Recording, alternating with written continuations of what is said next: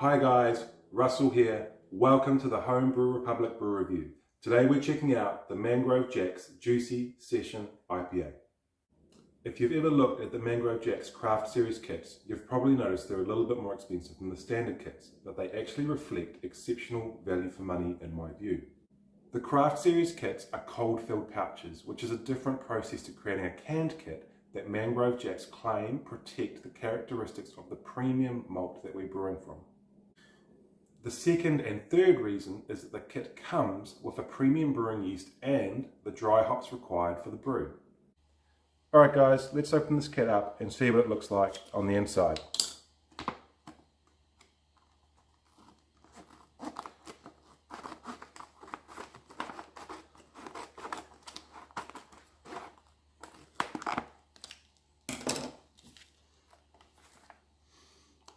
I can already smell that malt, and it's really awesome.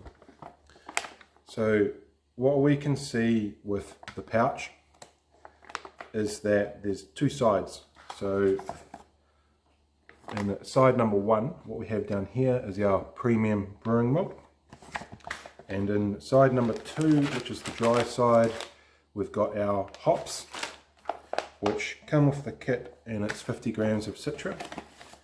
We've got our premium brewing yeast, which is the M44 US West Coast yeast, and we have our brewing instructions. The only additional ingredient you need for this brew is a source of sugar for the fermentation process. You can either use dextrose, enhancer, or liquid malt extract. For this brew, I'm using a Black Rock light liquid malt extract. Why Black Rock? Because that's what was available to me at the time. Otherwise, I probably would have stuck with the Mangrove Jack's light liquid malt extract. If you're looking at this kit, I would check out the brewing instructions to make sure you can support the ideal temperature range for fermentation. Once I've set the brew up, fermentation will take around 10 to 14 days. I'm going to bottle the brew and then leave it a further 4 to 6 weeks to mature before I try the beer. All that said and done, the only thing left to do is get this brew on, and then we'll see you guys on the other side for a taste test. Cheers.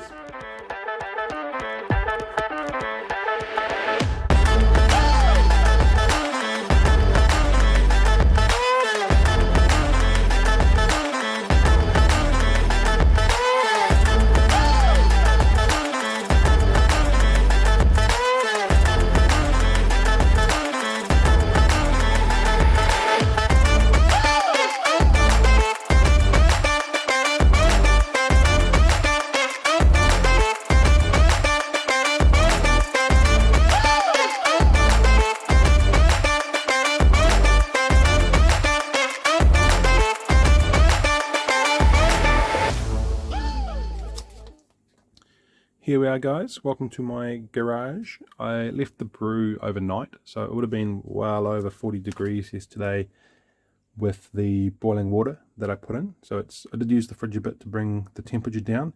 We're currently sitting at around about 20 to 22 degrees.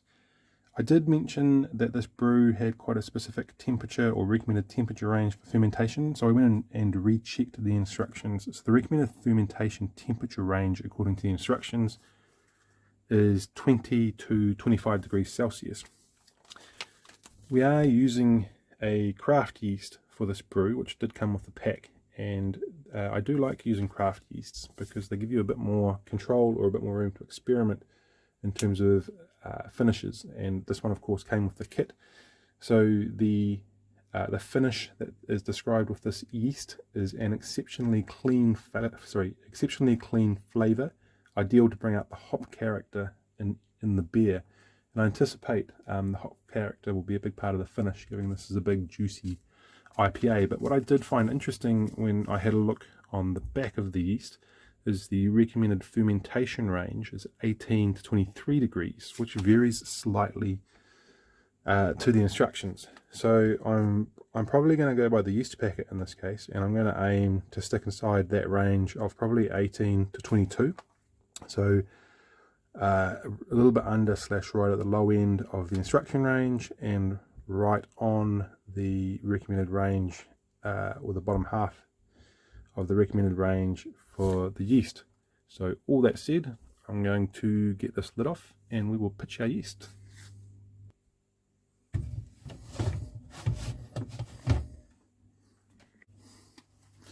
Right, here we go, just sprinkling over the top, all in, and close this guy up.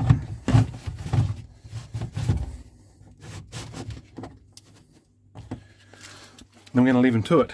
So I've got my heat pad down the bottom that is set to run for about 6 hours overnight, plus give us a bit of a bump in the afternoon to keep the heat. I will check it tomorrow, make sure it's sticking to that range. If it's not, I will tweak how long the heat pad is on to keep it there. According to the instructions, we're going to be checking the fermentation after 7 days and looking for the specific gravity to be at 1.02 or less before we pitch or before we drop our dry hops in for a phase of dry hopping. So 7 days and under 1.02. If at 7 days we are still over 1.02, then we'll leave it a couple of extra days. I have done this before, this brew, and last time it was more like day 8 or 9 before I actually ended up pitching my hops. Here we go, team. Day 7 check-in. I have checked my specific gravity, and we're currently sitting at 1.024, so very slightly above the range or the target we're looking for to get under to pitch our hops. In terms of temperature, we have been holding very much at around that 20 to 22 degrees, which is kind of right where I wanted it. And if we look in here, we can see we're very much in the active stages of fermentation. It's calmed down a little bit. You can kind of, if you look up the sides, you can kind of see it has been a lot more active than that, but very much still in fermentation mode at the moment. And the only other thing I would say is that even at this point, it smells absolutely amazing. Even that little trial jar even tastes pretty good out of that trial jar. So at this point, I'm going to leave it another probably 1 to 2 days. Let that specific gravity get down just a little bit to get it under 1.02, and then pitch the hops. Welcome back. This is day 9 update. And what I've done is I've taken a specific gravity reading, and specific gravity has reached 1.02, which was what I thought was the point in the instructions to add the hops in. However, having now carefully reread them, I realised I was slightly wrong. So 1.02 was where to add hops if we were using dextrose, but what we have used is liquid malt extract, in which case we would have been fine to put them in when specific gravity was at 1.025 according to the instructions, which was on day 7 when they suggested the first check. But what we can see here, and you can sort of see how much this has really fallen away from down the sides now, so you can see how active the fermentation was. We're very much in the late stages of fermentation now. So I have here the finishing hops, which came with the kit, and we're going to sprinkle these loose.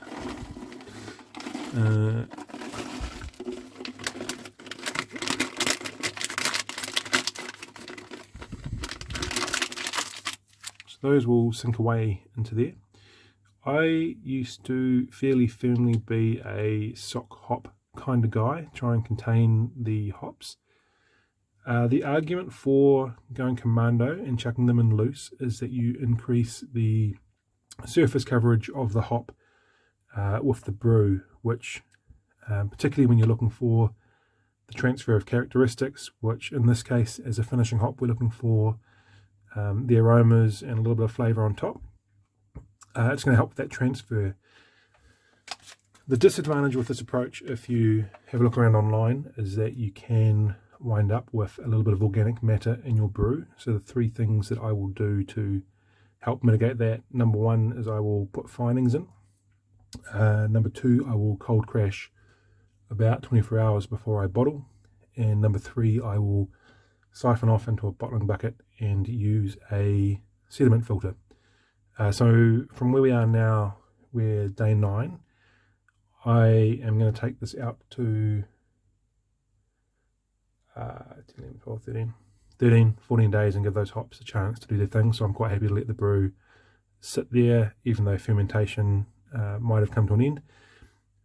2 days or 48 hours before I bottle, I will drop in my finings, and 24 hours before I bottle, I will drop in I'll cold crash the brew using the fridge. All that said, time to close this back up, and I will see you guys on the other side for the official taste test. Hi guys, welcome back for the taste test of the Mangrove Jack's Juicy Session IPA. I do have to let you know I've already tried this brew, so I know what I'm in for, but let's crack this bottle open and see what we got.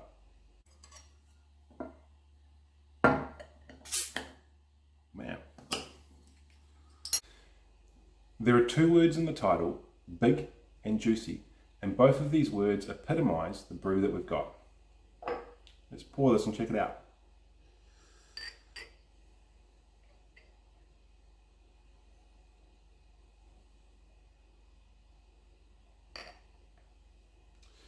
Here we go, guys. So the brew does pour with a really big solid head, and I watched a few videos on YouTube of other people making this brew, and that was a consistent factor. The head does fall away after a few minutes, obviously making it easier to drink. In terms of our colour, what we've got is a really beautiful, rich caramel tone, and it's one of my favourite features of the beer. For this brew, I did use finings, which I think I've mentioned, and I did cold crash the beer before I bottled it, and obviously use a sediment filter on my bottling bucket.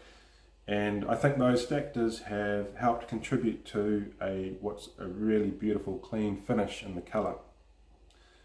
So my absolute favourite characteristic of this beer is the aromas, and as the name suggests, they are big and juicy. They fully jump off the top, so if you have a good whiff, they're coming out at you. They are big and juicy, and when I first tried this beer, my wife would tease me because I would pour myself a pint and sit on the couch, and instead of drinking it, I would sit there sniffing it for 5 minutes. So, you know, make what you want of that, but it was good. The brew, actually we'll go to taste. So the taste test.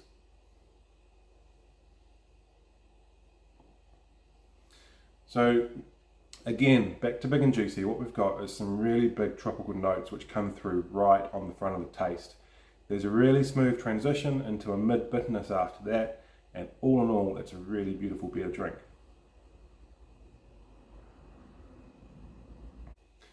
So one thing I will say about this brew is I first tried it at 4 weeks, which is normally the recommended minimum for a brew. To be honest, this brew was gone by about 7 weeks. So I drank it through from 4 weeks, and then I noticed quite a nice difference at 6 weeks. The one I've got now, I've saved a couple of bottles, so the one I'm trying now is approximately 14 weeks matured. What I noticed is at 4 weeks when I tried it, the flavours were really big and bold and juicy, and they were really beautiful. They were fully jumping off the top in terms of the aromas and the flavours that are coming through, but there was a slight disconnect between the juicy flavour and the bitterness. And what I found is as the brew got towards the 6, the 7, the 8 week mark, those flavours mellowed out very slightly, and the transition between the big juicy flavours on the front and the bitterness on the end became a really smooth transition, and it was really beautiful to drink at that point. Now at 14 weeks, it's still a lovely beer, but what I've noticed, because it is a fresh beer, what I've noticed is the flavours have pulled away very, very slightly. I think it's still great at 14 weeks, but I certainly think the optimal time to sort of drink the beer is probably between that 6 and 8 week mark, if you can wait that long.